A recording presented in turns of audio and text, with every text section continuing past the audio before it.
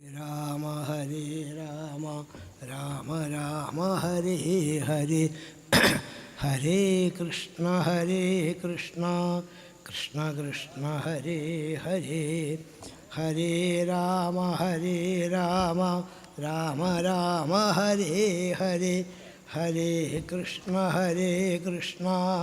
കൃഷ്ണ കൃഷ്ണ ഹരേ ഹരേ ഹരേ രാമ രാമ രാമ ഹരേ ഹരേ ഹരേ കൃഷ്ണ കൃഷ്ണ കൃഷ്ണ ഹരേ ഹരേ ഹരേ രാമ രാമ രാമ ഹരേ ഹരേ ഹരേ കൃഷ്ണ കൃഷ്ണ ഹരേ ഹരേ ഹരേ രാമ രാമ ഹരേ ഹരേ ഹരേ കൃഷ്ണ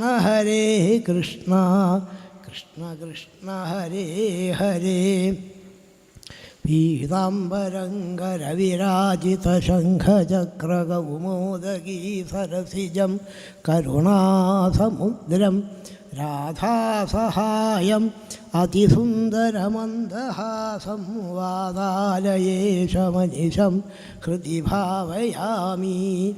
ശ്രീഗുരുവായൂരപ്പാ ശരണം, ശ്രീഗുരുവായൂരപ്പാ ശരണം, ശ്രീഗുരുവായൂരപ്പാ ശരണം. ഗജാനനം ഭൂതഗണാധിസേവിതം കപിത്ഥജംബൂഫലസാരഭക്ഷിതം ഉമാസുതം ശോകവിനാശകാരണം നമാമി വിഘ്നേശ്വരപാദപങ്കജം. ശ്രീമഹാഗണപതയേ നമഃ. കോമളം കൂജയൻ വേണും ശ്യാമളോയം കുമാരക വേദവേദ്യം പരം ബ്രഹ്മ ഭാസതാം പുരതോ മമ. ഭാസതാം ഹൃദി മേ സദാ സർവത്ര ഗോവിന്ദനാമസങ്കീർത്തനം. ഗോവിന്ദ ഗോവിന്ദ ഗോവിന്ദനാമസങ്കീർത്തനം. നമ്മൾ ഈ പ്രയാഗയിൽ മുങ്ങിക്കൊണ്ടിരിക്കുകയാണ് ഇപ്പം. പ്രയാഗ വലിയ കുംഭമേളയാണ് നടക്കുന്നത്. അവിടെ എത്രയോ അസംഖ്യം കോടാനുകോടി ആൾക്കാർ ആ തീർത്ഥത്തിൽ കുളിക്കുക. നമ്മളും ഒരു കുംഭമേളയ്ക്ക് ഇറങ്ങുക. ഇതൊരു കുംഭമേളയ്ക്കാണ്. അതും ഇവിടെ പ്രയാഗ എന്ന പത്രങ്ങളിൽ പറഞ്ഞിട്ടെങ്കിൽ നമ്മൾ പോകണം. പ്രയാഗ പരശുരാമൻ നിർമ്മിച്ചതാണ്. സമന്ത പഞ്ചക തീർത്ഥത്തിലേക്കാണ് പോണത്.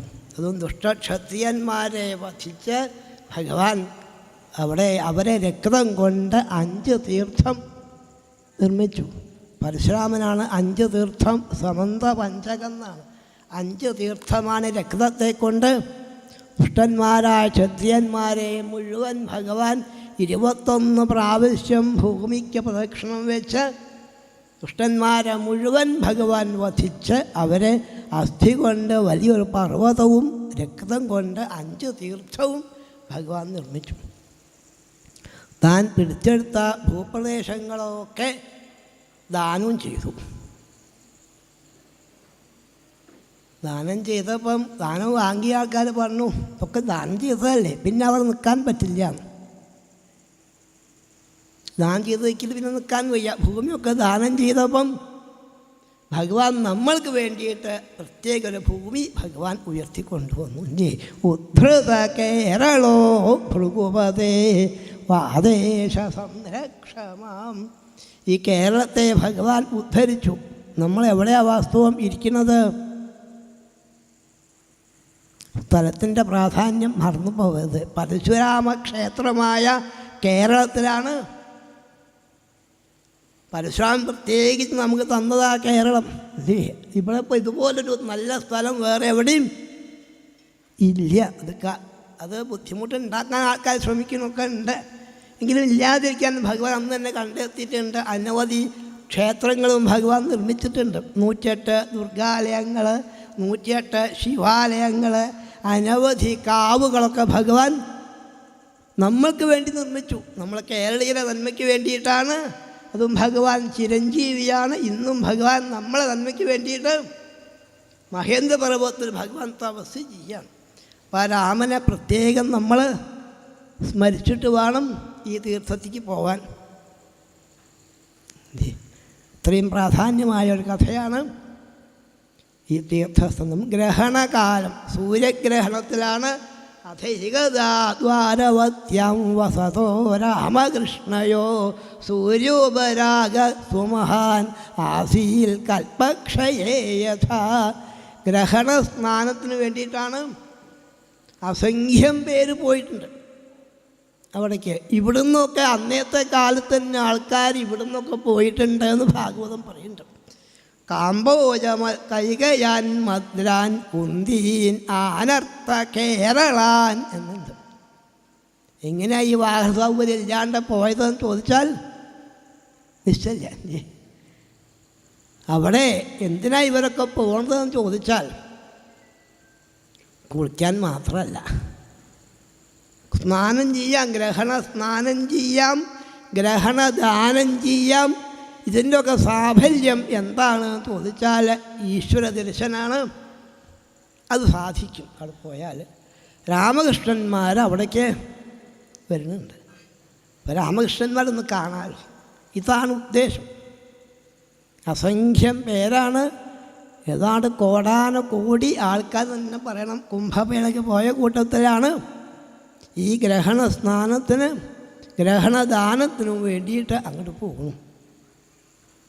ഗ്രഹണ സ്നാനം വളരെ പ്രധാന. ഗ്രഹണത്തിൻ്റെ തെടുങ്ങുമ്പോഴും മധ്യത്തിലും അന്ത്യത്തിലും കുളിക്കണം എന്നാണ്.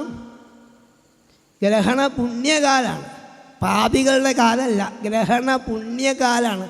ഗ്രഹണ സ്നാനം ചെയ്യുമ്പം നാളിനെ ഗ്രഹണം വന്നാൽ ദാനം ചെയ്യുകയൊക്കെ വേണം. അതും വെള്ളി കൊണ്ടും സ്വർണം കൊണ്ടും പാമ്പിനെയും മുട്ടയെയും ഒക്കെ നിർമ്മിച്ച് അത് പൂർവാംഗം ഉത്തരാംഗം ഗോദാനത്തോടു കൂടി ഇത് ദാനം ചെയ്യണം. ഗ്രഹണ തെടുങ്ങിയിട്ട് മധ്യത്തിലാണ് ദാനം ചെയ്യേണ്ടത്. അപ്പോൾ ഗ്രഹണ സ്നാനവും ഗ്രഹണദാനവും കഴിഞ്ഞു. ദാനത്തിൻ്റെ വിധിയൊക്കെ മൃഗമോക്ഷത്തിൽ പറഞ്ഞിട്ടുണ്ട്. ദാനം എങ്ങനെ വേണം, ആർക്കാ ദാനം ചെയ്യേണ്ടത്, ദാനം വാങ്ങുന്ന ആളുടെ യോഗ്യത, ദാനം ചെയ്യുന്നതിൻ്റെ യോഗ്യതയൊക്കെ മൃഗമോക്ഷത്തിൽ ഭഗവാൻ തന്നെ വർണ്ണിച്ചു. ആ മൃഗമോക്ഷത്തിൽ ആ ഒരു പ്രാധാന്യം. അങ്ങനെ ദാനം ചെയ്തു. നമ്മളും ഗ്രഹണകാലത്തൊക്കെ 3 സമയത്തും കുളിക്കണം എന്നാണ്. ആ സമയത്ത് ഭക്ഷണം കഴിക്കാൻ പാടില്ല എന്നാണ്. ഗ്രഹണം തെടുങ്ങിയാൽ ഭക്ഷണം കഴിക്കാൻ പാടില്ല, കഴിഞ്ഞിട്ടേ കുളിച്ചിട്ടേ. അങ്ങനല്ലേ പതിവ്? ഗ്രഹണം തെടുങ്ങുന്നത് ചായ ഉണ്ടാക്കി വെക്കുക അല്ലേ? ഗ്രഹണം തെടുങ്ങിയാൽ ആ പേപ്പറിലോ കണ്ടിരുന്നു, ഗ്രഹണം തെടുങ്ങിയിട്ട് ചായ കുടിക്കാൻ കൊടുക്കുന്നത്. ചായ കുടിക്കാൻ പറഞ്ഞാൽ ആ ഗ്രഹണ സമയത്ത് ഈശ്വരനെ സേവിക്കുകയാണ്. പണ്ട് ബ്രാഹ്മണരൊക്കെ തെടുങ്ങിയാൽ പുറത്ത് പോയി കുളിക്കും. അങ്ങനെ കുളിച്ച് ഗായത്രി മന്ത്രം ജപിക്കുകയാണ്. മധ്യത്തിലും കുളിക്കും, അവിടുന്ന് വീണ്ടും മന്ത്രം. അന്ത്യത്തിലും കുളിച്ച് കഴിഞ്ഞേ കയറിപ്പോയുള്ളൂ. വെള്ളത്തിൽ നിന്ന് മന്ത്രം ജപിക്കുമ്പം അധികം ശക്തിയുണ്ട്. അധികം ശക്തി, അത്ര ശക്തി ഇല്ല ക്ഷേത്രത്തിൽ പോയി ജപിച്ചാൽ, അത്ര ശക്തി ഇല്ല സ്വന്തം ഗൃഹത്തിൽ നിന്ന് ജപിച്ചാൽ. അധികം ഫലം കിട്ടുകയല്ലേ വേണ്ടത്? വെള്ളത്തിലെ പണ്ടൊക്കെ ഗ്രഹണത്തിൽ അവിടെ പോയിട്ട് കുളത്തിൽ നിന്നാണ് ജപിക്കുക. അപ്പോൾ നമ്മളും അത് ചെയ്യണം എന്നാണ് ഭാഗവതം നമ്മളോട് പറയുന്നത്. ഗ്രഹണ സ്നാനം ഗ്രഹണദാനമൊക്കെ കഴിഞ്ഞ് പിന്നെ അവരെ സംസാരിച്ചതാണ് ഭാഗവതം പറയുന്നത്. സ്വതവേ ഭാഗവത രംഗത്ത് സംസാരിക്കാൻ പാടില്ല എന്നാണ് പറയാറ് അല്ലേ? ഇതിൽ ശ്രദ്ധ ഇവിടെ ഉണ്ടാവണം. ഇവിടെ അങ്ങനെ മോഹം ഉണ്ടെങ്കിൽ സംസാരിച്ചോളൂ എന്ന് ഭാഗവതം. ഇവിടെയാണ് സംസാരിക്കാൻ അനുവാദം തരിക ചെയ്തത്. എന്താണ് സംസാരിക്കേണ്ട വിഷയം? അസംഖ്യം പേരവർക്ക് വന്നിട്ടുണ്ട്.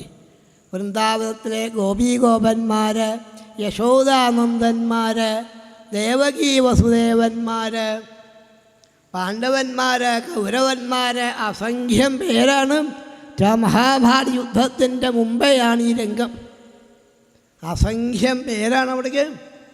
എന്തിനു വന്നു എന്ന് ചോദിച്ചാൽ ശ്രീഹരിയെ കാണാൻ വേണ്ടിയിട്ടാണ് രാമകൃഷ്ണന്മാരവിടെ. ഇവിടുത്തെ ദർശനാണ് വാസ്തവം.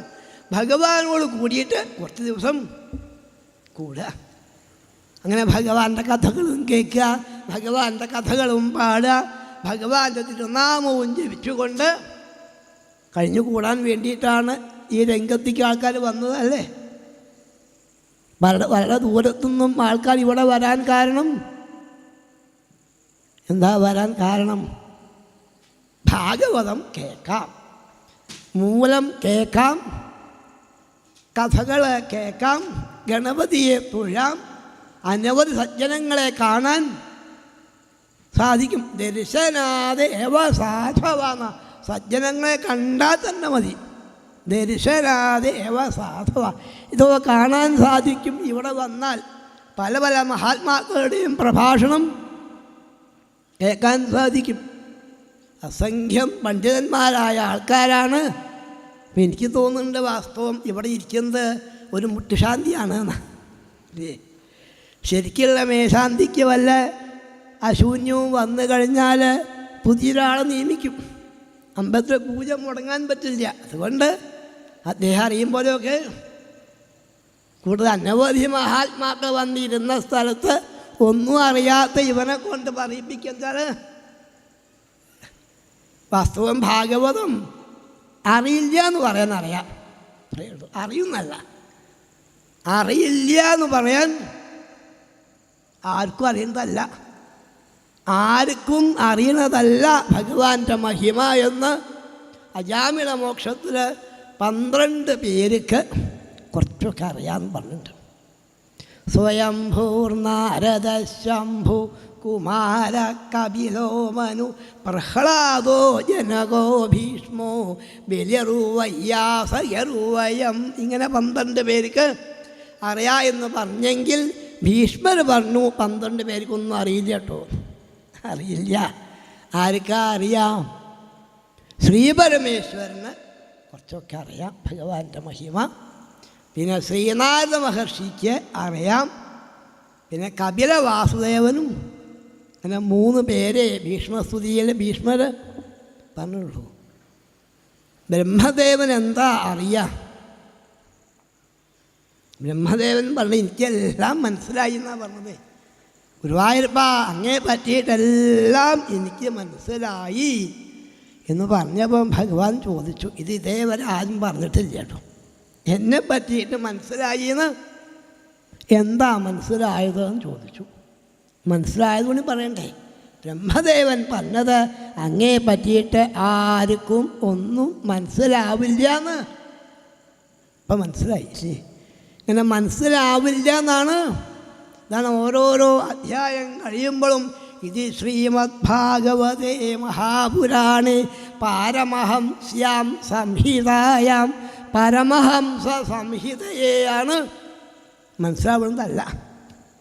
വേദവും ഭാഗവതമൊക്കെ സംഹിത എന്ന ക്രമത്തിലാണ്. അത് മനസ്സിലാവുന്നതല്ല. വേദവും മനസ്സിലാവുന്നതല്ല, ഭാഗവതവും. പിന്നെ കുറച്ചെന്തെങ്കിലും മനസ്സിലായിട്ടുണ്ടെങ്കിൽ അത് സജ്ജനങ്ങളുടെ അനുഗ്രഹം, ഗുരുവായൂരപ്പൻ്റെ അനുഗ്രഹം. നമ്മളെ കഴിവ് കൊണ്ടൊന്നും മനസ്സിലാക്കാൻ പറ്റുന്നതല്ല. ഈ ഗ്രഹണ സ്നാനവും കഴിഞ്ഞു, ഗ്രഹണദാനവും കഴിഞ്ഞു. കർമ്മം കഴിഞ്ഞാൽ പിന്നെ വെറുതെ ഇരിക്കുകയാണ് അല്ലേ. എന്നാൽ കുറച്ച് സംസാരിക്കാം. ഭാഗവതം പറയാം. എന്താണ് സംസാരിക്കേണ്ടത്? ഭഗവത് വിഷയങ്ങൾ വേണം സംസാരിക്കാമെന്ന് ഭാഗവതം പറയാം. ഇവിടെ കുന്തിദേവിയും വസുദേവരും കണ്ടുമുട്ടിയ രംഗം ആദ്യം കാണിച്ചു. കുന്തിയുടെ സഹോദരനാണ് വസുദേവരൻ. കണ്ടുമുട്ടിയപ്പം സാധാരണ സഹോദരിയും സഹോദരനും കുറേ കാലമായിട്ട് കാണാത്ത ആൾക്കാർ കാണുമ്പം എന്താ പറയുക? അവനവൻ്റെ പ്രാരബ്ധാണ്. കുറേ കാലമായിട്ട് കാണാത്ത ആൾക്കാർ കാണുമ്പോൾ പറയൽ അവനവൻ്റെ പ്രാരബ്ധാന്ന് പറയാം. കുന്തി പറഞ്ഞു, ഏട്ടൻ എൻ്റെ കാര്യം ഒന്നും നോക്കണ്ടായില്ല കേട്ടോ, ഞാൻ സദാസമയത്തും ഇന്ദ്രപ്രസ്ഥത്തിൽ കഴിഞ്ഞുകൂടാ. ഈ കൗരവാദികളാണെങ്കിലോ സദാസമയം ദ്രോഹിക്കുക, അവസരം കിട്ടാൻ കാത്തു നിൽക്കുക, അവർ ദ്രോഹിക്കാനാണ്. പല പല ദ്രോഹങ്ങളും അവരും അവരുടെ ആൾക്കാരും കൂടി ഞങ്ങളെ നേരെ ചെയ്തു. ഏട്ടനൊന്നും നോക്ക് പോലും ഉണ്ടായിട്ടില്ലല്ലോ എന്ന് കുന്തി ചോദിച്ചപ്പം വസുദേവർ പറഞ്ഞു, കുന്തി ഞാനെന്താ ചെയ്യുക, എനിക്ക് എൻ്റെ കാര്യം നോക്കാൻ പറ്റിയിട്ടില്ല. ഞാൻ കംസൻ്റെ കാരാഗ്രഹത്തിലായിരുന്നു, എങ്ങനെ നോക്കാൻ പറ്റും? ഒന്നും ചെയ്യാൻ, എൻ്റെ കുട്ടികളെ പോലും നോക്കാൻ എനിക്ക് പറ്റിയിട്ടില്ല. സദാസമയത്തും അവിടെ കംസൻ്റെ ദ്രോഹമാണ്. പിന്നെ സമാധാനം എപ്പോഴാണ് കിട്ടിയതെന്ന് ചോദിച്ചാൽ ഭഗവാന്റെ അവതാരം കഴിഞ്ഞിട്ടാണ്. പറഞ്ഞ് എത്തിയത് ശ്രീകൃഷ്ണനിലേക്കാണ്.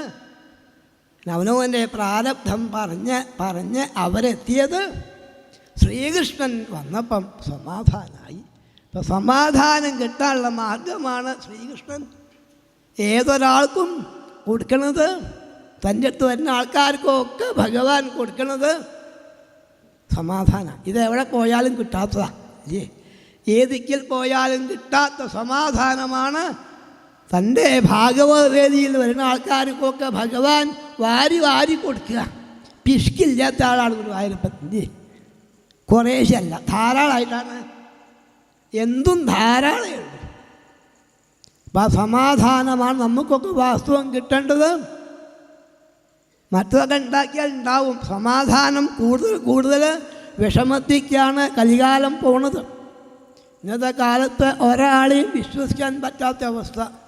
ആരൊക്കെയാണ്, എന്തൊക്കെയാണ്, എവിടെ നിന്നൊക്കെയാണ് ചെയ്തു കൂട്ടാൻ ചോദിച്ചാൽ അച്ഛനെ വിശ്വസിക്കാൻ പറ്റില്ല, അമ്മയെ വിശ്വസിക്കാൻ പറ്റില്ല, ഭാര്യയെ വിശ്വസിക്കാൻ പറ്റില്ല, ഭർത്താവിനെ വിശ്വസിക്കാൻ പറ്റില്ല, കുട്ടികളെ വിശ്വസിക്കാൻ പറ്റില്ല, ബന്ധുക്കളെ വിശ്വസിക്കാൻ. ഇതല്ലേ പേപ്പറുകൾ കാണുന്നത്? ഒരു പിഞ്ചു കുഞ്ഞിനെയാണ് അമ്മാമൻ, സ്വന്തം ബന്ധുവാണ് അല്ലേ? എന്താ ഇങ്ങനെയൊക്കെ മനസ്സ് ഇത്രയും അധപ്പതിച്ചു പോയി. സ്വന്തം കാമുകനെ വിഷം കൊടുക്കാൻ തോന്നുമോ? തന്നെ സ്നേഹിക്കുന്ന ആളെ വിളിച്ചു വരുത്തിയിട്ട് ഇങ്ങനെ തോന്നുമോ? എത്ര അധപ്പതിച്ചു മനസ്സ്, എത്ര നമ്മളെ മനസ്സ് അധപ്പതിച്ചു. ആ മനസ്സിനെ ഉയർത്തി കൊണ്ടുവരണം, നന്നാക്കി കൊണ്ടുവരണം. മനസ്സിനെ നന്നാക്കാൻ, ശരീരത്തിന് കേടുണ്ടെങ്കിൽ നന്നാക്കാൻ ശ്രീമാർഗമുണ്ട്. മനഃശുദ്ധിക്ക് മത്സ്മൃത്യാചാത്മനഃശൗചം, ഭഗവാനെ സ്മരിച്ച് ഭഗവാനെ കീർത്തിച്ച് മനഃശുദ്ധി ഉണ്ടാക്കണം. ശുദ്ധമായ മനസ്സായാൽ വേണ്ടാത്ത ചിന്തയൊന്നും വരില്ല, വരാൻ ഭഗവാൻ സമ്മതിക്കില്ല. നമ്മ മനസ്സാണ് ശുദ്ധാക്കേണ്ടത്. അതിന് ഭഗവാനെ സ്മരിച്ച് ഭഗവാനെ കീർത്തിച്ച് മനസ്സുദ്ധാക്കാൻ സാധിക്കണം എന്ന് ഇതിൽ കൂടി ഇവരെ ബോധ്യപ്പെടുത്തി. ശ്രീകൃഷ്ണൻ്റെ കഥ പറഞ്ഞിട്ടാണ് പരസ്പരാനുകഥനം പാവനം ഭഗവദ്യശ. പരസ്പരം സംസാരിക്കേണ്ട വിഷയം, അന്യോന്യം കണ്ടുമുട്ടിയാൽ പറയേണ്ട വിഷയം എന്തെങ്കിലും പറയല്ലേ വേണ്ടൂ. ഇന്നൊന്ന് പറയണമെന്നുണ്ടോ? എന്തെങ്കിലും പറയല്ലേ വേണ്ടത്. പറയേണ്ടത് ഭഗവാന്റെ മഹിമയെ. എന്നാൽ കേൾക്കുന്ന ആൾക്കും സുഖമാണ്, പറയുന്ന ആൾക്കും. എല്ലാവർക്കും സുഖത്തെ കൊടുക്കാൻ പറ്റിയ മാർഗം, സമാധാനം കൊടുക്കാൻ പറ്റിയ മാർഗം ഭഗവാന്റെ കഥകൾ എന്ന് ബോധ്യപ്പെടുത്തി. കുന്തിദേവിയും വസുദേവരും അതാണ് പറഞ്ഞത്. ഭഗവാന്റെ മഹിമയാണ്. ഭഗവാൻ വന്നപ്പോൾ സമാധാനമായി. കുന്തിക്കറിയാം ശ്രീകൃഷ്ണൻ ആരാന്ന് ചോദിച്ചാൽ തൻ്റെ സഹോദരൻ്റെ പുത്രനൊന്നും അല്ല. കൃഷ്ണൻ ആരാന്ന് ചോദിച്ചാൽ സർവേശ്വരനാണ്. പ്രഥമസ്കന്ധത്തിൽ കുന്തിദേവി ശ്രീഹരിയെ സ്തുതിച്ചിട്ടുണ്ട്. ഇത്രയും മാഹാത്മ്യം ഇതൊക്കെ ഉണ്ടെങ്കിലും ഭഗവാന്റെ മായ വരും. മനസ്സിലായി എന്നാണ് തോന്നിയാൽ ഭഗവാന്റെ മായ. ഭഗവാന്റെ ഒരു പുഞ്ചിരിയുണ്ട്. ഗുരുവായൂരപ്പൻ്റെ പുഞ്ചിരിയാണ് ഹസിതഞ്ചമായ. ഇതൊക്കെ കഴിഞ്ഞ് ഭഗവാൻ ഒന്ന് പുഞ്ചിരിച്ചാൽ ചെയ്തൊക്കെ മറന്നില്ലേ? ചെയ്തൊക്കെ മറന്നില്ലേ എന്നാണ് ഭഗവാന്റെ ചോദ്യം. ഭഗവാന്റെ മായയെ ജയിക്കാൻ ഒരാൾക്കും സാധ്യമല്ല. വസുദേവർക്കും കുന്തിക്കും പോലും പറ്റിയില്ലെങ്കിൽ നമുക്ക് പറ്റുമോ? വസുദേവർ ഭഗവാന്റെ പിതാവ്, ആ പിതാവിന് പോലും ഭഗവാനെ ശരിക്ക് മനസ്സിലാക്കാൻ പറ്റിയിട്ടില്ല. അപ്പം അനവധി സപ്താഹം കേൾക്കുക, അനവധി വായിക്കുക, സജ്ജനങ്ങളുടെ പ്രഭാഷണം കുറേയാണ് കേട്ട് നമ്മളെ മനസ്സിലേക്ക്, അത് നമ്മളിലേക്ക് ഭഗവാന്റെ അനുഗ്രഹം വരുമ്പം അതെപ്പോഴാണ് വരാമെന്ന് നിശ്ചയമില്ല. ചില ആൾക്കാർക്ക് ഒരു സപ്താഹം മതിയാവും, ചില ആൾക്കാർക്ക് 10 സപ്താഹം വേണ്ടി വരും. ഇപ്പോൾ പരീക്ഷത്തിന് ഒരു സപ്താഹേ വേണ്ടി വന്നിട്ടുള്ളൂ. ധ്രുവന് 6 മാസം വേണ്ടി വന്നു. പിങ്കളയ്ക്ക് യാമാർത്ഥത പിങ്കള ഒരു യാമത്തിൻ്റെ പകുതിയേ വേണ്ടി വന്നുള്ളൂ. നമുക്ക് എത്രയാണ് വേണ്ടതെന്ന് നിശ്ചയമില്ല. എങ്കിലും ഭഗവാൻ നിശ്ചയമുണ്ട്. നമുക്ക് നിശ്ചയമില്ലെങ്കിൽ നമ്മളെ കാര്യമൊക്കെ അറിയുന്ന ആളാണ്, ഒന്നും പറയേണ്ട ആവശ്യമില്ല. അപ്പോൾ സമയമായാൽ ആ അനുഗ്രഹം പൂർണ്ണമായിട്ട്. എങ്കിലും ഭാഗവത തീവണ്ടിയിൽ നമ്മളൊക്കെ കയറിയിട്ടുണ്ട്. തീവണ്ടി ആക്കണ്ട, ഭാഗവത ഫ്ലൈറ്റ് ആയിക്കോട്ടെ, അല്ല അവിടെ പോയി വേഗം വരണ്ടേ. തീവണ്ടി ആയാലും 2 ദിവസം വേണം, ഫ്ലൈറ്റ് ആയാൽ പ്രയാഗയിൽ പോയി കുറിച്ച് വരാമല്ലോ. നമ്മൾ പ്രയാഗയിലാണ് ഇപ്പം ഇരിക്കുന്നത്. നേരത്തെ ശർമാജി വർണ്ണിച്ചു, ശരിക്കുള്ള പ്രയാഗ ഏതാന്ന് ചോദിച്ചാൽ ഭാഗവത പ്രയാഗയാണ്. ഭാഗവത പ്രയാഗമാണ്. അതും രാമനാമമാകുന്ന ഗംഗാനദി, കൃഷ്ണനാമമാകുന്ന കാളിന്തി നദി, ഗോവിന്ദനാമമാകുന്ന സരസ്വതി, അത് അതിൽ കൂടിയാണ്. ഞാൻ പോയപ്പം കുറച്ച് കാലം മുമ്പേ പോയപ്പോൾ എന്നോട് പറയേണ്ടായിട്ടുണ്ട്, അങ്ങോട്ട് ചാടിക്കോളൂ. ഗംഗയെയും യമുനയെയും കാണാം, സരസ്വതിയെ കാണാൻ പറ്റില്ല. അന്തർവാഹിനിയാണ്, അടിയിൽ കൂടി ശക്തിയായിട്ട് ഒഴുകുകയാണ്. അപ്പോൾ എനിക്ക് തോന്നി ഞാൻ പണ്ടൊരു ഒഴുക്കപ്പെട്ട ആളാണ്. ഇത് കുറച്ച് ദൂരം ഒഴുകുണ്ടായിട്ടുണ്ട്. എനിക്ക് കുളത്ത് നീന്തിയ ശീലമുണ്ട്, ഒഴുക്കുള്ള വെള്ളത്തിൽ നീന്തിയിട്ട് ശീലമില്ല. പിന്നെ അവിടെ എങ്ങനെയൊക്കെയോ ഒരു കല്ലിൻ്റെ ഉള്ളിലേക്കാണ് ചാടി രക്ഷപ്പെട്ടു, അത്രയേ ഉള്ളൂ. അങ്ങനെ ചാടിക്കോളാണ് പറഞ്ഞത്. ഇങ്ങനെ തീർച്ചയാക്കി ചാടി ആസ്വാദം ചെയ്ത് പ്രയാഗ പോയിട്ട് അന്തർവാഹിനിയാണ് സരസ്വതി.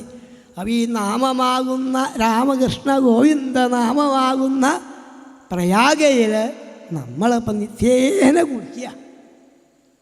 നിത്യേന എല്ലാ സമയത്തും ഇവിടെ പറയാനുള്ള വിഷയം രാമകൃഷ്ണ നാമങ്ങളാണ്, രാമകൃഷ്ണ മഹിമയാണ്.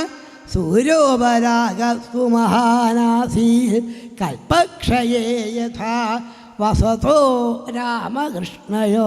രാമകൃഷ്ണന്മാർ ഇവിടെ പുരാണ പുരുഷന്മാരായ രാമകൃഷ്ണന്മാരെ സാക്ഷി നിർത്തിയിട്ടാണ് നമ്മളും പ്രയാഗയിൽ പോയിട്ട് ഈ രാമകൃഷ്ണനാമത്തിൽ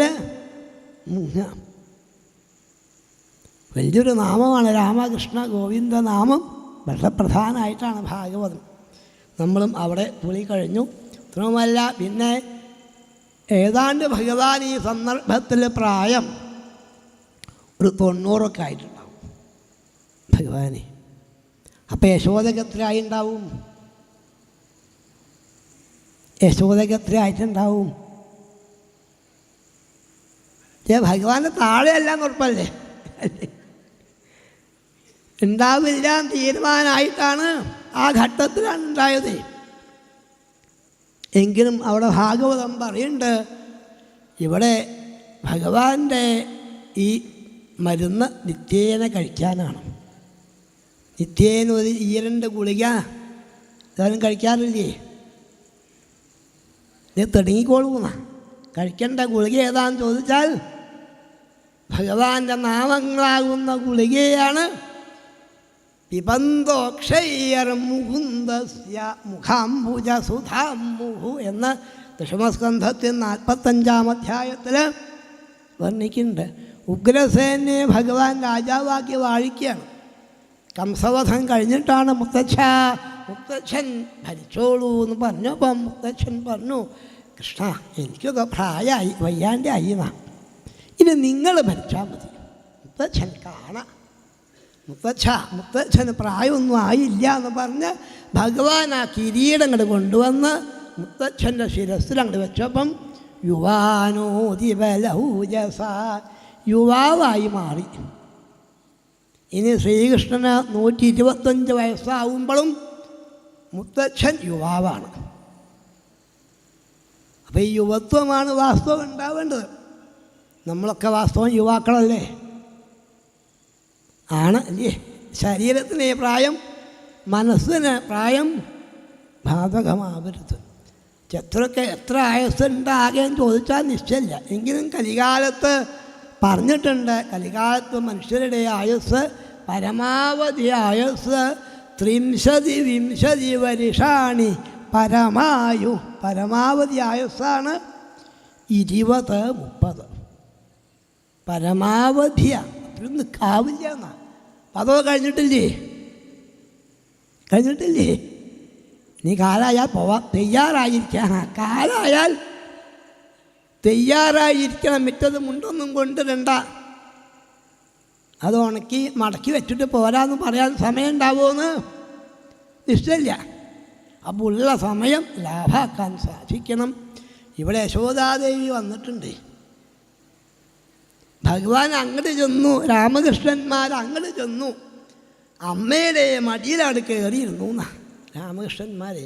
അതൊന്താവാത്മാസനമാരോപ്യ ബാഹുഭ്യാം പരിരഭ്യ ച യശോദാച മഹാഭാഗ സ്തുതൗ വിജഹതുശുച. ഇങ്ങനൊരു ഭാഗ്യവതി വേറെ ഇല്ല എന്നാ. യശോദയെ പോലൊരു ഭാഗ്യവതി വേറെ ഇല്ല. ആരാ മടിയിൽ വയ്ക്കുന്നത്? ഈ മുതുമുത്തച്ഛന്മാരെയാണ്. ഭഗവാന്റെ പേരക്കുട്ടിയുടെ വിവാഹം കഴിഞ്ഞിട്ടുണ്ട്. ഇപ്പോഴാണ് ഈ രംഗ്. എങ്കിലും അമ്മയ്ക്ക് തോന്നി എൻ്റെ ഉണ്ണിക്ക് പ്രായമൊന്നും ആയിട്ടില്ല. എത്രയൊക്കെ ആയാലും എന്നൊരാൾ പറയണ്ടായിട്ടുണ്ട്, ഉണ്ണിയുടെ പിറന്നാളാണെന്ന്. അപ്പം കൈ ഇങ്ങനെ ആയിപ്പോയി. മകൻ്റെ ഷഷ്ടിപൂർത്തിക്കാണ് പറഞ്ഞത്. മകൻ്റെ ഷഷ്ടിപൂർത്തിക്കാണ്. ഇത് മകൻ്റെ ഷഷ്ടിപൂർത്തി ആണെങ്കിലും അമ്മയ്ക്ക് തോന്നിയത് അവൻ ഇപ്പോൾ ഉണ്ണി തന്നെയാണല്ലേ. മകന് പേരക്കുട്ടികളുണ്ട്. ഇവിടെ യശോദാദേവി ഭഗവാൻ രാമകൃഷ്ണന്മാരാണ് മടിയിൽ വെച്ച് അങ്ങോട്ട് കരയാൻ തുടങ്ങി. ഇത് ആൾക്കാർ കണ്ടു നിൽക്കുന്നുണ്ട്. അതും ദേവകി, രോഹിണി, ഭഗവൻ മാതാക്കൾ ദേവകിയും രോഹിണിയൊക്കെ നോക്കി നിൽക്കുന്നുണ്ട്. അതും ഭഗവാന്റെ പുത്രന്മാർ, പുത്രപത്നിമാർ, പൗത്രപത്നിമാർ ഇവരൊക്കെ നോക്കി നിൽക്കുകയാണ്. ഈ മുത്തച്ഛന്മാരെ മടിയിൽ വെച്ച് യശോദാദേവി ലോകത്തിന് ഒരു ദർശനം കൊടുത്തു. ഇതല്ലേ വാസ്തവം കാണേണ്ടതെന്ന് ചോദിച്ചു. മാഹാത്മ്യം വന്നിട്ടുണ്ട്.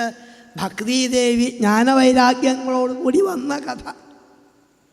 ഭക്തിക്ക് ജ്ഞാനവൈരാഗ്യങ്ങൾക്ക് നന്മ കൊടുക്കാൻ വേണ്ടിയിട്ടാണ് സനകാദികൾ ഭാഗവതം വായിക്കാൻ വേണ്ടിയിട്ട് പുറപ്പെട്ട് കേൾക്കാൻ നാരദ മഹർഷി. അങ്ങനെ പുറപ്പെട്ട് അവർ നാമം ജപിച്ചു കൊണ്ടിരിക്കുകയാണ്. ഭക്തിദേവി ജ്ഞാനവൈരാഗ്യങ്ങളോടുകൂടി ശ്രീകൃഷ്ണ ഗോവിന്ദ ഹരേ മുരാരേ ഹേ നാഥ നാരായണ വാസുദേവ നാമം ജപിച്ചുകൊണ്ട് അവർ ഭാഗവതം കേട്ടിട്ടില്ല, മാഹാത്മ്യം കേട്ടിട്ടില്ല. കേൾക്കണമെന്ന് വിചാരിച്ചപ്പോഴേക്ക് എന്നെ നന്മ കിട്ടിയെങ്കിൽ ശരിക്ക് ഭാഗവതം കേട്ടാലോ. നമ്മളൊന്നും അത്ര ശ്രദ്ധയോട് കൂടിയിട്ട് ഭാഗവതം അതും കേട്ട് കളയാന്നാ പൊതുവെ പറയാറ് അല്ലേ. എല്ലാവരും കുറച്ച് നേരം കേട്ട് കളയാൻ മതി. കേട്ട് വെക്കാന്നല്ല പറയാറ്, കേട്ട് കളയാന്നാണ്. 12 ദിവസമല്ലേ, കുറച്ച് ദിവസം പോയിട്ട് കേട്ട് കളയാം. ആരും ചോദിച്ചാൽ പറയുകയും ചെയ്യും ഭാഗവതം കേട്ട് കളയാൻ വേണ്ടിയിട്ട്. കേട്ട് കളയാൻ വേണ്ടി ഇത്ര ദൂരത്തുനിന്ന് വരണോ? സജ്ജനങ്ങളാണ് ഇവിടെ വന്ന് ഇതങ്ങനെ കണ്ട് സന്തോഷിച്ച് ഇതാണ് വാസ്തവം ക്യാമറയിൽ പതിക്കേണ്ടത്. മനസ്സാകുന്ന ക്യാമറയിൽ ഇതാണ് യജ്ഞപ്രസാദം ഇല്ലേ? ഭാഗവത യജ്ഞം കഴിഞ്ഞാൽ പ്രസാദം രാമകൃഷ്ണന്മാരെ അമ്മ മടിയിൽ വെച്ച രംഗം ഇത് കണ്ണടയ്ക്കാതെ കണ്ട് അത് നോക്കിയാണ് നിന്നു. കൃതാർത്ഥരായ വാസ്തവം രാമകൃഷ്ണന്മാരെ മടിയിൽ വെച്ചുള്ള ദർശനം കൃതാർത്ഥരായി അവർക്ക്. മാത്രമല്ല ഭഗവാൻ ഗോപികളെ കണ്ടു. ഗോപികളോട് ഭഗവാൻ ചോദിച്ചു, നിങ്ങളെ ഉദ്ധവൻ ബോധ്യപ്പെടുത്തിയിട്ടില്ലേ? ചോദിച്ചു. ഉദ്ധവ ദൂതിൽ കൂടിയിട്ട് ഭഗവാൻ തന്നെ പറഞ്ഞ, ഉദ്ധവ അവരൊരു സാധാരണ ഭക്തന്മാരല്ല കേട്ടോ. ഗോപികളെ അവർ മന്മനസ്ക മൽപ്രാണ എന്നെ തന്നെ ആശ്രയിച്ച ആൾക്കാരാണ്. എനിക്ക് വേണ്ടി എല്ലാം ഉപേക്ഷിച്ച ആൾക്കാരാണ് ഗോപികൾ. അതുകൊണ്ട് ഒരു പക്ഷേ ഉദ്ധവന് അവരെ സമാധാനിപ്പിക്കാൻ പറ്റിക്കോളന്നില്ല. ഉദ്ധവനാരാ വാസ്തവം? വൃഷ്ണീനാം പ്രവരോ മന്ത്രി കൃഷ്ണസ്യ ദൈതസഖ ശിഷ്യോ ബൃഹസ്പതേ സാക്ഷാൽ ഉദ്ധവോ ബുദ്ധിസത്തമ. എല്ലാ ഗുണങ്ങളും തികഞ്ഞ ആളാണ്. അങ്ങനെ ഒരാൾ പോയാലേ അവർക്ക് ബോധ്യാക്കാൻ പറ്റുള്ളൂ. ഉദ്ധവൻ ബോധ്യപ്പെടുത്തിയിട്ടില്ലേ എന്ന് ചോദിച്ചു. ഉദ്ധവൻ എന്താ ബോധ്യപ്പെടുത്തിയത്? ഉദ്ധവനെ അത് കണ്ടു. ഉദ്ധവനാണ് കണ്ടു. അതും രാവിലെ കുളിയും തേവാരവും കഴിഞ്ഞ് വരണ ഉദ്ധവനാണ് കണ്ടപ്പം അവർ ആദ്യം ഏത് കണ്ടപ്പോൾ തോന്നിയത് ആ ക്രൂരൻ വന്നുണ്ടോയെന്നാണ്. പണ്ടൊരു ക്രൂരൻ ഇവിടെ വന്ന് കൃഷ്ണമണിയെ കൊണ്ടുപോയിട്ടുണ്ട്. ആ ക്രൂരനാണോ എന്ന് സംശയിച്ചു കൊണ്ടിരിക്കുകയാണ്. വീക്ഷ്യ കൃഷ്ണ അനുചരം വ്രജസ്ത്രീയ. ഭഗവാന്റെ അനുചരനായിട്ടാണ്. ഭഗവത് വേഷഭൂഷകളാണ്. ഭഗവാൻ ഇന്നലെ അണിഞ്ഞുള്ള കളഭമാണ് ഇന്നുദ്ധവൻ ധരിക്കുക. ഭഗവാൻ ചാത്തിയുള്ള പീതാംബരമാണ്. ഭഗവാൻ ചൂടിയുള്ള മാലയാണ്. അതും ഉദ്ധവൻ്റെ മുഖത്ത് സദാസമയത്തും പുഞ്ചിരിയാണ്. എവിടുന്നാണ് ഈ പുഞ്ചിരി കിട്ടിയത്? ശ്രീകൃഷ്ണ മുഖത്തേക്കാണ് നോക്കി നോക്കി നോക്കി ഭഗവാന്റെ തിരുമുഖത്തുള്ള പുഞ്ചിരിയാണ് ഉദ്ധവൻ്റെ മുഖത്തേക്ക് വന്നത്. ശുചിസ്മിത കോയം അഭിച്ഛദർശന. ആരാവും ഇതെന്ന് പറഞ്ഞ് ഉദ്ധവനെ നമസ്കരിച്ച് കൂട്ടി കൊണ്ടുപോയിട്ടാണ്. അതും സമാധിയായിരിക്കുന്ന രാധയുടെ മുന്നിലേക്കാണ് എത്തിയത്. ഈ രാധയാണ് കണ്ടപ്പം ഉദ്ധവന് വാക്കില്ലാതെയായി. ഭഗവാൻ പറഞ്ഞിട്ടുണ്ട്, ഉദ്ധവൻ ഇടയ്ക്ക് സംസാരിക്കാതിരിക്കുമ്പം എൻ്റെ രാധ ഇങ്ങനെയാണ് കേട്ടോ. ആ രാധയാണെന്ന് വന്നോടുകൂടി വാക്കില്ലാതായപ്പം ശ്രീഹരിയെ സ്മരിച്ചപ്പം ഭഗവാൻ വണ്ടായിട്ടാണ് വന്ന് ഭ്രമരഗീതത്തിൽ കൂടിയിട്ട് ഭഗവൻ മഹിമയെ രാധയുടെ മുഖത്തുനിന്നും ഉദ്ധവനാണ് കേട്ടു.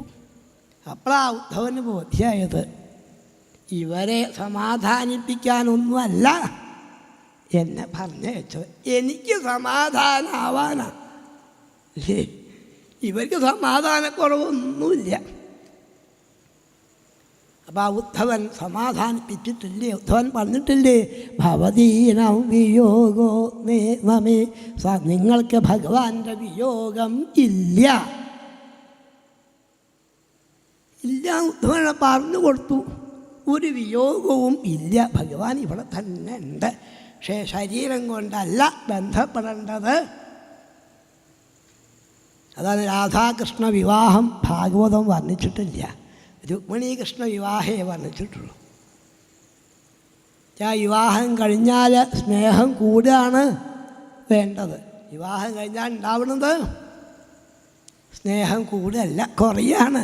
അത്രയല്ലേ ഉള്ളൂ എന്നല്ലേ തോന്നുക. അതുകൊണ്ടായിരിക്കാം രാധാകൃഷ്ണ വിവാഹം പറയാതിരിക്കാൻ കാരണം. എന്ന് ഉദ്ധവൻ ബോധ്യപ്പെടുത്തിയിട്ടില്ലേ എന്ന് ചോദിച്ചു. ഉദ്ധവൻ ബോധ്യപ്പെടുത്തിയിട്ടുണ്ട്. ഉദ്ധവൻ ഉദ്ധവൻ അങ്ങോട്ട് നമസ്കരിക്കുകയാണ് വാസ്തവം.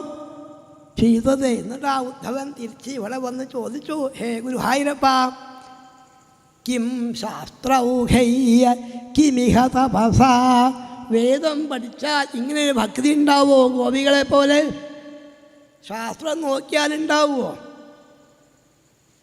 കിം ബ്രഹ്മജന്മഭിരനന്ദകഥാരസസ്യ, ബ്രഹ്മദേവൻ്റെ ആയുസ്സുണ്ടായാൽ ഈ ഗോപികളെ പോലെ കൃഷ്ണഭക്തി ഉണ്ടാവുമോ?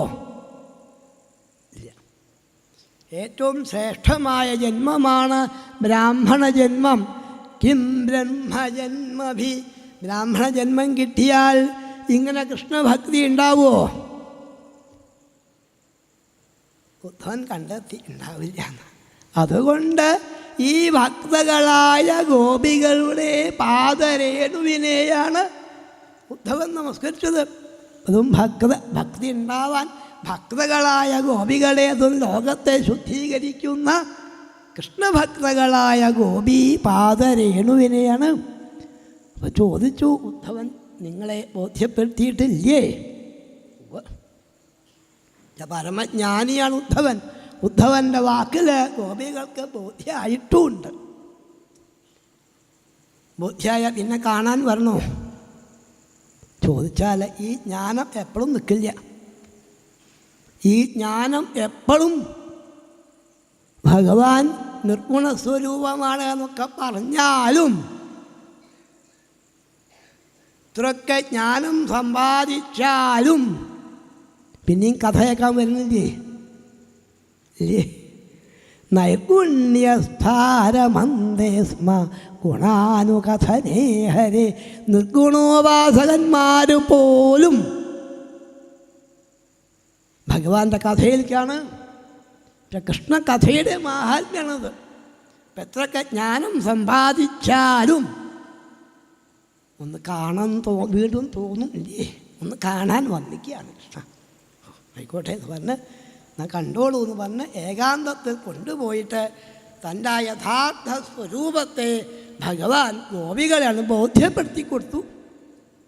ഓരോരുത്തരെയും വേറെ വേറെ ചെന്ന് ആലിംഗനം ചെയ്ത് താൻ ആരാണെന്ന് ശരിയായ ജ്ഞാനം ഗോപികൾക്ക് ഭഗവാനാണ് കൊടുത്തു. കൃതാർത്ഥരായില്ലേ എന്ന് ചോദിച്ചു.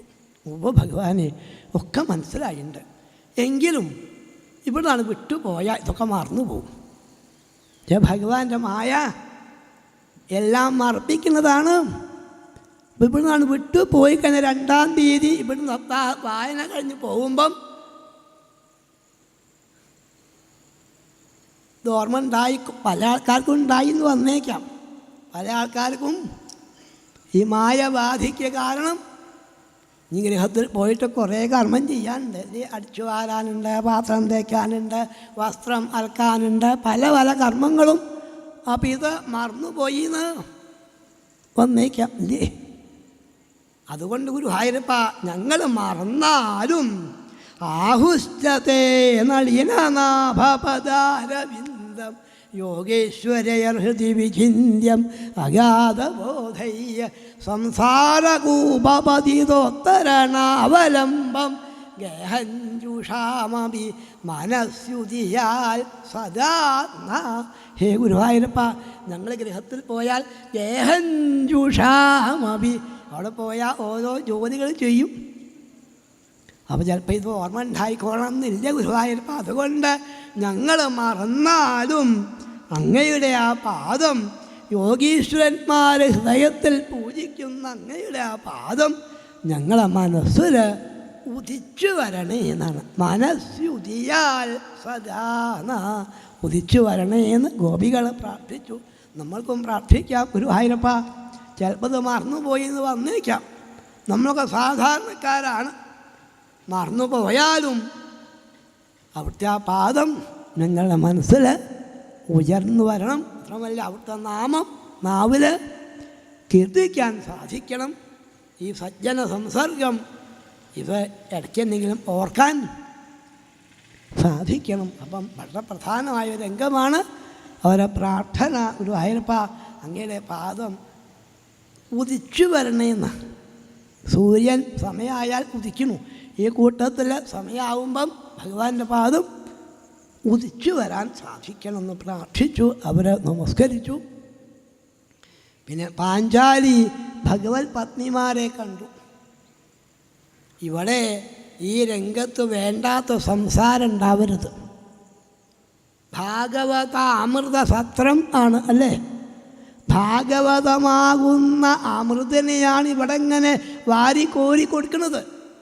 വിളമ്പുകയാണ്, സജ്ജനങ്ങൾ ഇങ്ങനെ വിളമ്പുകയാണ്. ഭാഗവതം ഇങ്ങനെ വിളമ്പിക്കൊണ്ടിരിക്കെ ഇവിടെ ഈ വേണ്ടാത്ത സംസാരം ഉണ്ടാവരുത് എന്ന ഭാവത്തിൽ, അതും സമേത്യ ഗോവിന്ദ കഥാമിധോ ഗൃണം ത്രിലോകഗീത ശൃണു വർണ്ണയാമിതേ. ഇവിടെ ഭഗവാന്റെ കഥ മാത്രമേ ഉണ്ടാവാവൂ. അതുകൊണ്ട് പാഞ്ചാലി ഭഗവത് പത്നിമാരെ ഓരോരുത്തരെയും വേറെ വേറെ വിളിച്ചു. ഹേ വൈദർഭ്യച്യുതോ ഭദ്രേ, ഹേ ജാംബവതി കൗസലേ, ഹേ സത്യഭാമേ കാളിന്ദി ശൈബ്യേ രോഹിണി ലക്ഷ്മണേ, ഹേ കൃഷ്ണപത്ന്യ ഏതന്നോ ബ്രൂതവോ ഭഗവാൻ സ്വയം. ഹേ പത്നിമാരെ ഓരോരുത്തരും വേറെ വേറെ വിളിക്കുക. നിങ്ങളെങ്ങനെയാണ് ഭഗവാൻ വിവാഹം കഴിച്ചത്? സ്ത്രീകൾക്ക് വിവാഹ കഥ പറയാൻ പുറപ്പെട്ടാൽ സ്വന്തം വിവാഹത്തിൻ്റെ കഥ പറയുമ്പം കുറേ അധികം വിസ്തരിക്കും ഇല്ലേ? അന്നേരം ഞാനിട്ട സാരിയുടെ മാഹാത്മ്യവും ഇല്ലേ, അന്നത്തെ ആഭരണങ്ങളുടെ മാഹാത്മ്യം എത്ര പറഞ്ഞാലും ഭക്തിയുടെ മാഹാത്മ്യമൊക്കെ പറഞ്ഞ് കയറ്റില്ലാത്തും. എന്നാൽ ഇവിടെ ഇവർക്കറിയാം ഇത് ഭാഗവത വേദിയാണ് എന്നറിയാം. ഇവരെ വിവാഹ കഥ പറയുമ്പം ഭഗവത് കഥയായിട്ടത് മാറുന്നു. വരനായി ശോഭിച്ചത് ശ്രീകൃഷ്ണനാണ്.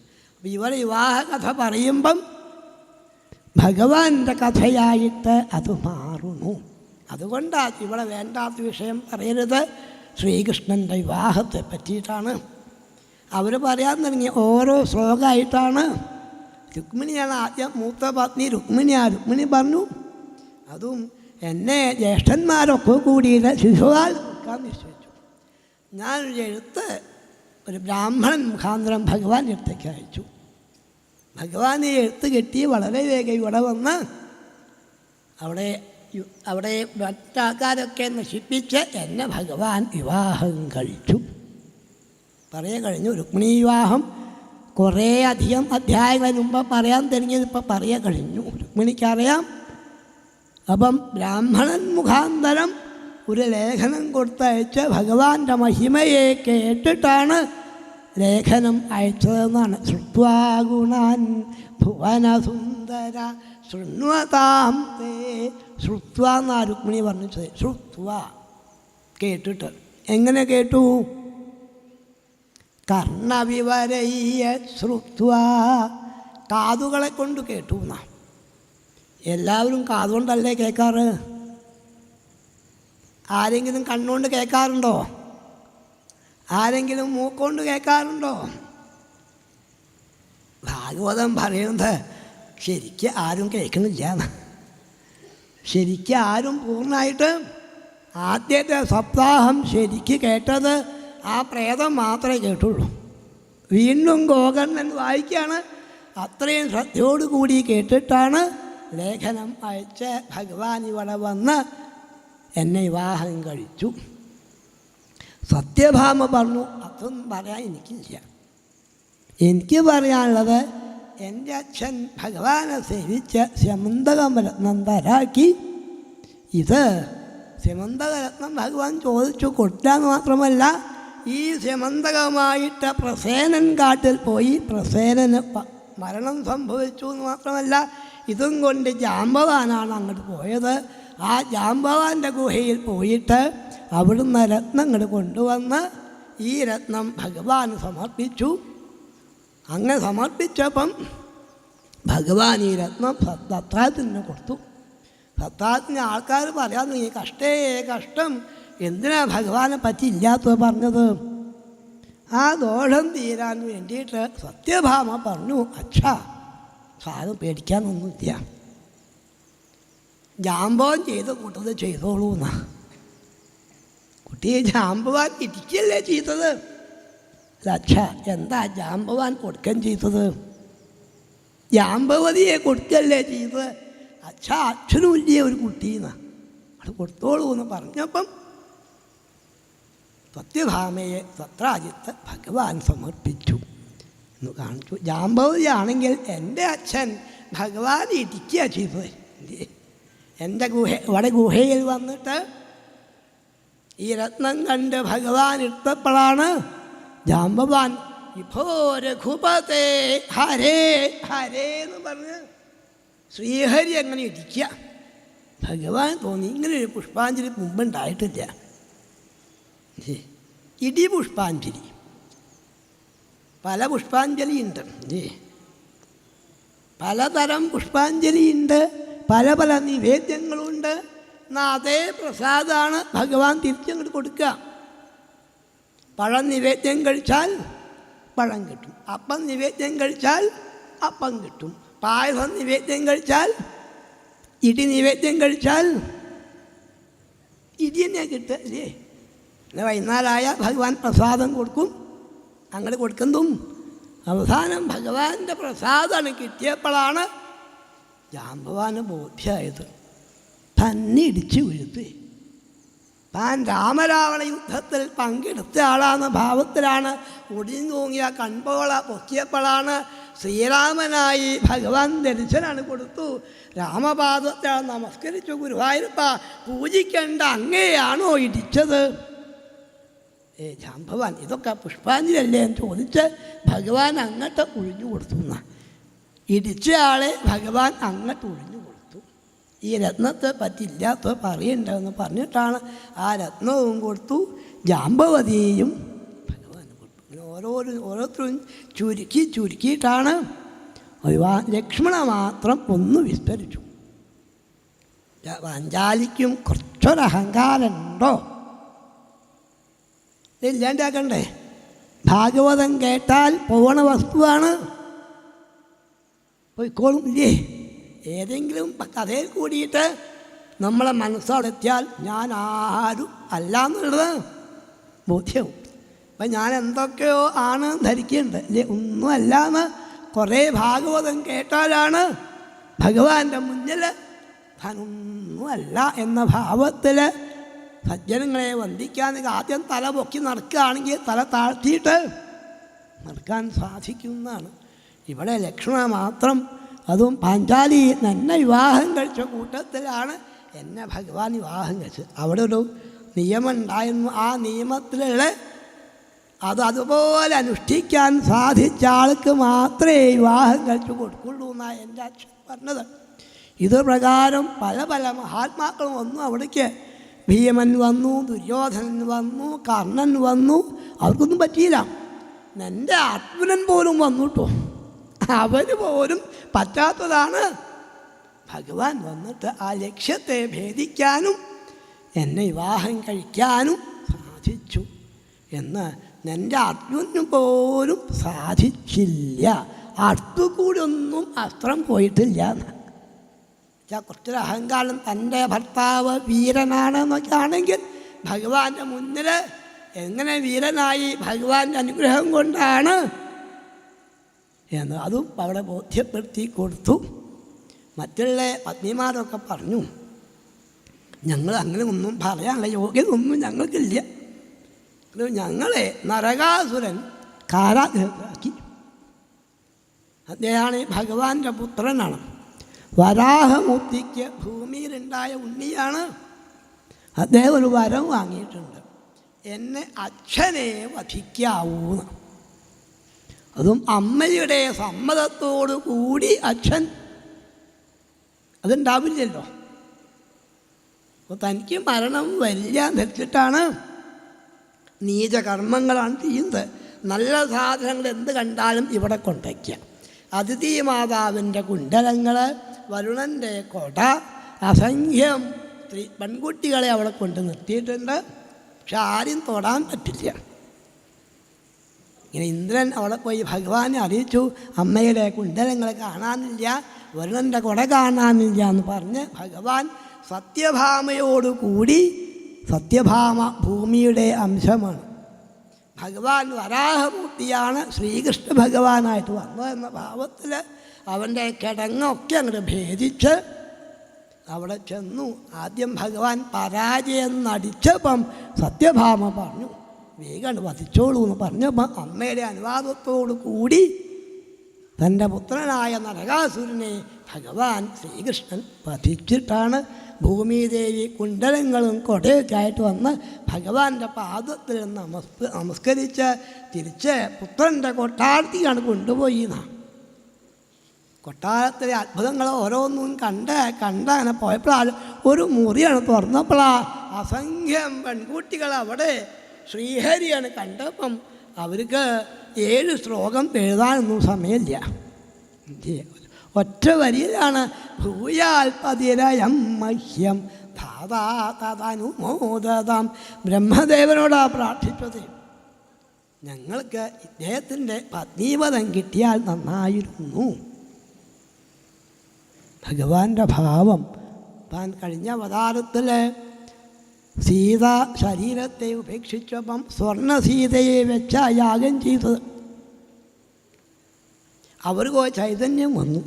പിന്നെ അസംഖ്യം ആൾക്കാർ ഇവിടെ മോഹിച്ച് വന്നിട്ടുണ്ട് എന്ന ഭാവത്തിലാണ് ഇവരൊക്കെ അതാത് കൊട്ടാരത്തിലേക്ക് അയച്ചിട്ട് അവരൊക്കെ അറിയിച്ചു, ഇവരൊക്കെ ഭഗവാൻ വിവാഹം കഴിക്കാമെന്ന് പറഞ്ഞാൽ എല്ലാവരെയും ഭഗവാൻ ഒരേ മുഹൂർത്തത്തിൽ അത്രയും സ്വരൂപം സ്വീകരിച്ച് ഇവരൊക്കെ ഭഗവാൻ വിവാഹം കഴിച്ച ലിംഗം. ഭഗവാന്റെ കാരുണ്യം അന്ന് അസംഖ്യം സ്ത്രീകളെ ഉപേക്ഷിച്ചെങ്കിൽ, അത് സ്വർണ്ണസീതകളെ വേണ്ടാന്ന് വെച്ചെങ്കിൽ ആ ദോഷം തീരാൻ വേണ്ടിയിട്ട് ഇവരെയൊക്കെ ഭഗവാൻ സ്വീകരിച്ചു. അവർക്കൊക്കെ വാസ്തവം പറയാനുള്ളത്, പാഞ്ചാലി ഞങ്ങൾക്കൊന്നും ഭക്തി ഉണ്ടെന്ന് പറയുന്നില്ല കേട്ടോ, എന്തോ പൂർവ്വ സുഹൃതം കൊണ്ട് ഇവിടെ എത്താൻ സാധിച്ചു എന്നുള്ളൂ. ദ്വാരകയിൽ ആ ഗോപികളെ പോലൊരു പരാഭക്തിയാണ് വേണ്ടതെന്ന് അവരെ പ്രാർത്ഥിക്കുമ്പം ഗോപികളാണെങ്കിലോ വ്രജസ്ത്രീയോ യദ്വാഞ്ചന്തി പുളിന്ത്യസ്തൃണവീരുധ ഗാവശ്ചാരയതോ ഗോവാ പാദസ്പരിശം മഹാത്മന. ആ കാട്ടാള സ്ത്രീകളെപ്പോലെ ഭക്തി ഉണ്ടാവണം എന്നാണ്. പുളിന്ത്യസ്തൃണവീരുധ, ഭഗവാൻ കളിക്കാൻ പോകുന്ന സ്ഥലത്തെ മനസ്സിലാക്കിയിട്ട് അവരവിടെ പോയിട്ട് സിന്ദൂരം വിതറുക. അന്നൊന്നും ഭഗവാന്റെ അടുത്തേക്ക് വരാൻ വയ്യ. അതിൽ കൂടിയിട്ട് ഭഗവാന്റെ പാദം വെച്ചാണ് പോയി കഴിഞ്ഞാൽ ആ സിന്ദൂരുള്ള മണ്ണെടുത്ത് അവർ മാറിൽ അണിഞ്ഞ കൃഷ്ണാനന്ദം അനുഭവിക്കുകയാണ്. എന്നാൽ സിന്ദൂരം അണിയണമൊന്നുമില്ല, ഇടണമൊന്നുമില്ല. അവിടെ വാസ്തവം ഭഗവാൻ നടന്നു പോയുള്ള ഭൂമിയിൽ ആ മണ്ണെടുത്ത് മാറിലും ശിരസിലൊക്കെ ചാർത്തിക്കൊണ്ട് അവരെ കൃഷ്ണാനന്ദം അനുഭവിക്കണമെന്ന് അതുപോലൊരു ഭക്തിയാണ് ഉണ്ടാവേണ്ടതെന്ന് ഗോപികളെ പറയുന്നു. അസംഖ്യം ഋഷീശ്വരന്മാർ ഭഗവാനെ കാണാൻ വന്നിട്ടുണ്ട്. രാമകൃഷ്ണന്മാർ ചെന്ന്, അതും അസംഖ്യം പേരാണ്. ഇവരൊക്കെ പേര് പറഞ്ഞാൽ തന്നെ ശുദ്ധാവും, ഇവരൊക്കെ പേര് സ്മരിച്ചാൽ തന്നെ ശുദ്ധാവും. ദ്വൈപായനോ നാരദശ്ച ഫ്യവനോ ദേവലോസിത വിശ്വാമിത്ര ശതാനന്ദോ ഭരദ്വാജോ ഗൗതമ. അസംഖ്യം ഋഷീശ്വരന്മാരാണ് വന്നത്. അവരെ ഭഗവാൻ അങ്ങോട്ട് കണ്ട് രാമകൃഷ്ണന്മാർ അങ്ങോട്ട് ചെന്ന് ഋഷീശ്വരന്മാർ അങ്ങോട്ട് നമസ്കരിച്ചു. നിങ്ങളാണ് വാസ്തവം തീർത്ഥം, ഈ ഒഴുകിക്കൊണ്ടിരിക്കുന്ന വെള്ളമൊന്നുമല്ല. ഈ ക്ഷേത്രങ്ങളും തീർത്ഥങ്ങളൊക്കെ അനവധി കാലങ്ങളെ കൊണ്ടേ ഒരു ജീവനെ ശുദ്ധീകരിക്കുള്ളൂ. സജ്ജനങ്ങളാണ് തീർത്ഥം, ദർശനാദേവ സാധവ. സജ്ജനങ്ങളാണ് തീർത്ഥം എന്ന് പറഞ്ഞ് ഇവരെ ഭഗവാൻ രാമകൃഷ്ണന്മാർ അങ്ങോട്ട് നമസ്കരിക്കുന്നു. അവർ പറഞ്ഞു, ഭഗവാൻ ഇതൊന്നും ഞങ്ങൾക്ക് അറിയില്ല കേട്ടോ എന്ന് പറഞ്ഞു. ഭഗവാൻ നമ്മളോടാണ് പറയുന്നത്, ഏറ്റവും വലിയ തീർത്ഥം ആരാണെന്ന് ചോദിച്ചാൽ സജ്ജനങ്ങളാണ്. പുലയാമലവേനാഭി സ്വർഗം നാപുനർഭവം ഭഗവത് സംഗസ്യ മർത്യാനാം കിമുതാശിഷാന്നുണ്ട്. മനുഷ്യന്മാർക്ക് സാധിക്കാൻ പറ്റിയ ഏറ്റവും നല്ല തീർത്ഥം എന്താണ് എന്ന് ചോദിച്ചാൽ സജ്ജനങ്ങളാണ്. സജ്ജനങ്ങളെ കണ്ടാൽ തന്നെ ശുദ്ധാവും. മറ്റേ വെള്ളത്തിൽ പോയാൽ അനവധി കാലം കുളിക്കണം, ക്ഷേത്രങ്ങളിൽ പോയാൽ അനവധി കാലം ദർശനം നടത്തണം. എന്നാൽ സജ്ജനങ്ങളാണ് കണ്ടാൽ ഒരു വാക്ക് മതി, ഒരു കാറ്റേറ്റാൽ മതി. ഏകാദശസ്കന്ധം പറയേണ്ട പിങ്കളയുടെ കഥ വർണ്ണിക്കുന്നുണ്ട്. ദത്താത്രേയ മഹർഷി ആ വഴി കൂടിയാണ് പോകുമ്പോഴാണ് പിങ്കള പറഞ്ഞത്, അങ്ങേ പോലത്തെ ആൾക്കാർക്ക് വരാൻ പറ്റിയ സ്ഥലമല്ല കേട്ടോ ഇത്.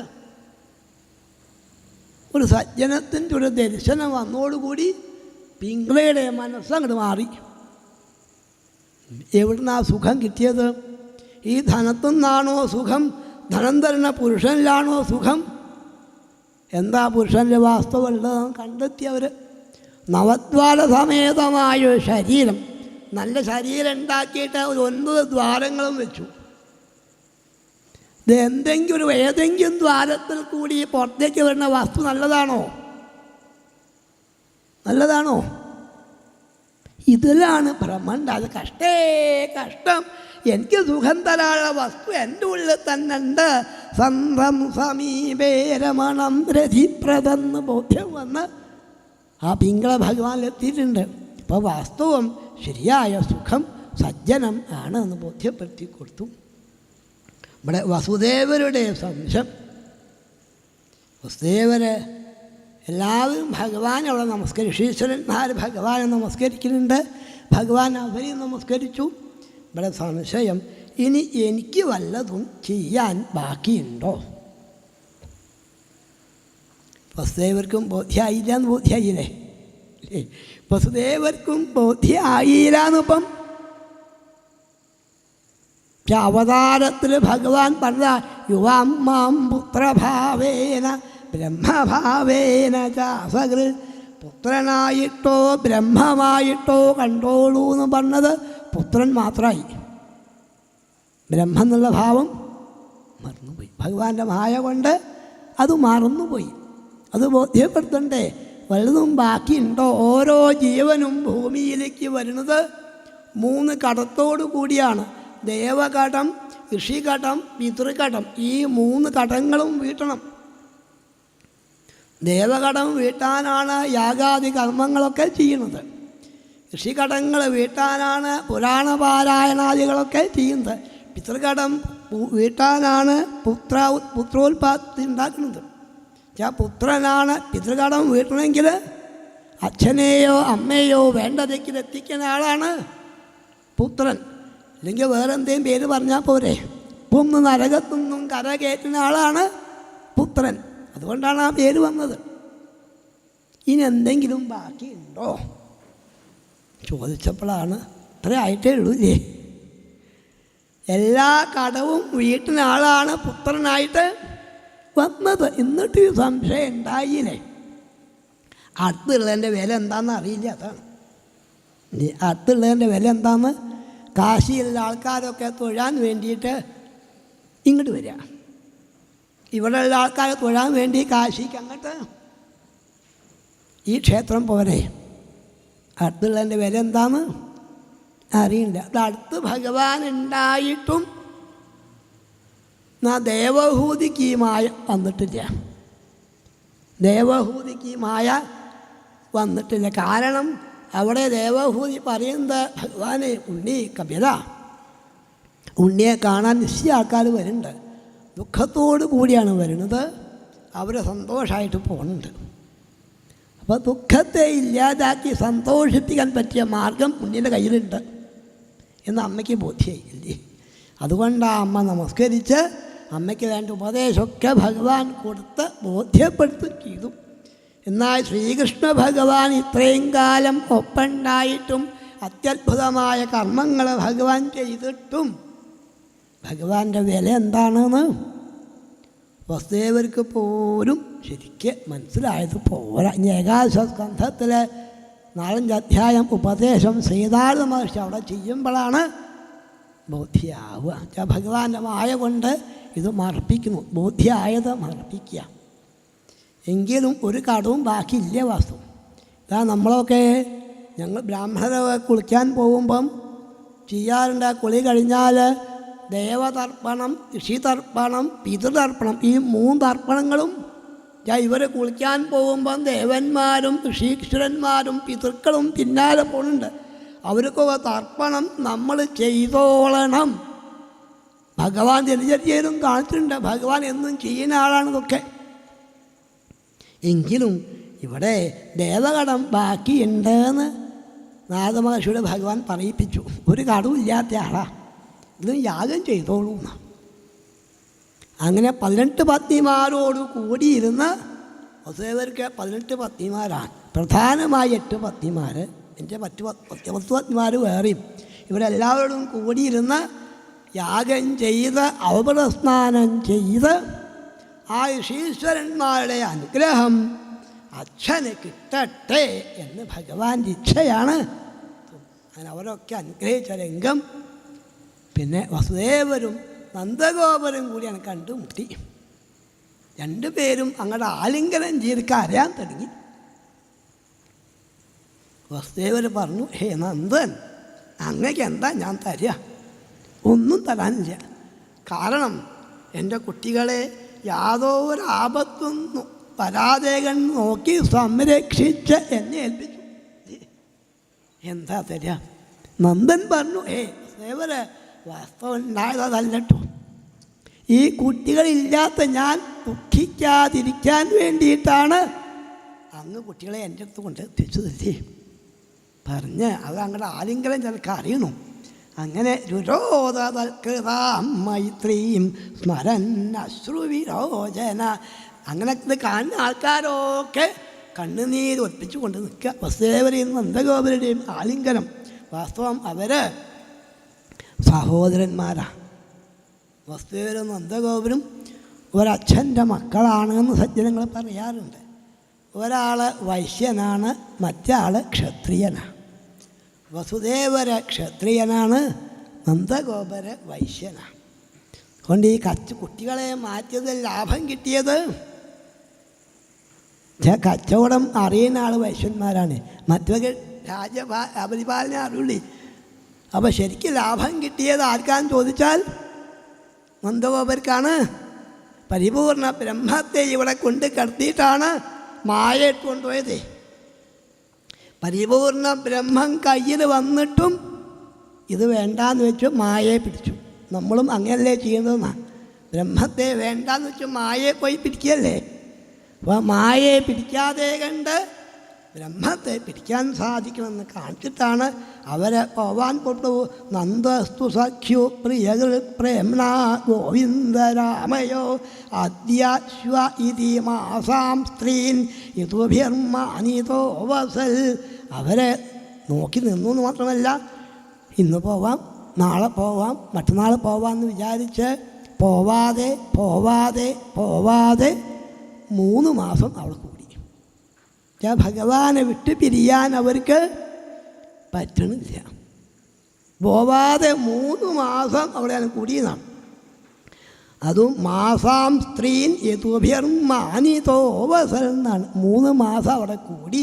തിരിച്ച് മഴക്കാലം തുടങ്ങിയാൽ പോണ്ടേ എന്ന ഭാവത്തിൽ അവരെ പോവാൻ പുറപ്പെട്ടു. പോകുമ്പം ഒന്നെടുക്കാൻ മറന്നുപോയി. നമ്മളും പോകുമ്പം 2-ാം തീയതി ഉച്ചയ്ക്ക് കഴിഞ്ഞ് പോകുമ്പം എന്തെങ്കിലും പലരും മറക്കാറുണ്ട് അല്ലേ. ചിലപ്പോൾ കുട മറന്നു എന്ന് വന്നേക്കാം, ചെരുപ്പ് മറന്നു എന്ന് വന്നേക്കാം, പലതും മറന്നു എന്ന് വന്നേക്കാം. പിന്നെ വീട്ടിൽ പോയാൽ അയ്യോ ഞാൻ എടുക്കാൻ മറന്നു. ഇവിടെ എല്ലാവരും മറന്നതൊന്നാ. എല്ലാവരും മറന്നു പോയത് നന്ദോ ഗോപാശ്ച ഗോപ്യശ്ച ഗോവിന്ദചരണാംബുജേ മനക്ഷിപ്തം പുനർഹർത്തും അനീഷാ മധുരായു.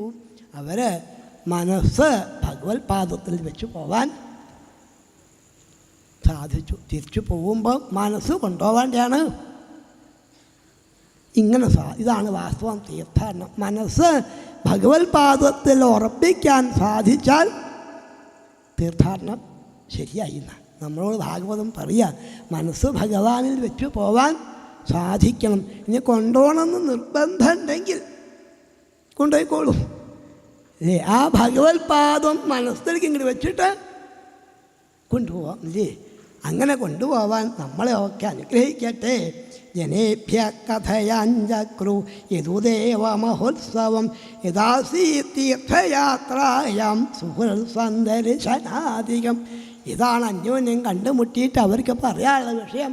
ഞങ്ങളൊക്കെ മനസ്സ് ഗുരുവായൂരപ്പൻ്റെ പാദത്തിൽ വെച്ചിട്ടാണ് തോന്നല്. ഞങ്ങളെ മനസ്സിൽ ഗുരുവായൂരപ്പൻ്റെ പാദമാണ് ശോഭിക്കുന്നത് എന്ന് ഈ ഭാഗവതം നമ്മൾക്കും അത് ബോധ്യപ്പെടുത്തി തരട്ടെ എന്ന് പ്രാർത്ഥിച്ച് എല്ലാം ഭഗവാന്റെ പാദത്തിൽ സമർപ്പിക്കുക. സർവത്ര ഗോവിന്ദനാമ സങ്കീർത്തനം. ഗോവിന്ദ ഗോവിന്ദ. കായേന വാചാ മനസേന്ദ്രിയർവാ ബുദ്ധ്യാത്മനാ വാനുസൃത സ്വഭാവാൽ കരോമി യദ്യൽ സകലം പരസ്മൈ നാരായണായേതി സമർപ്പയാമി. സർവത്ര ഗോവിന്ദനാമ സങ്കീർത്തനം. ഗോവിന്ദ ഗോവിന്ദ.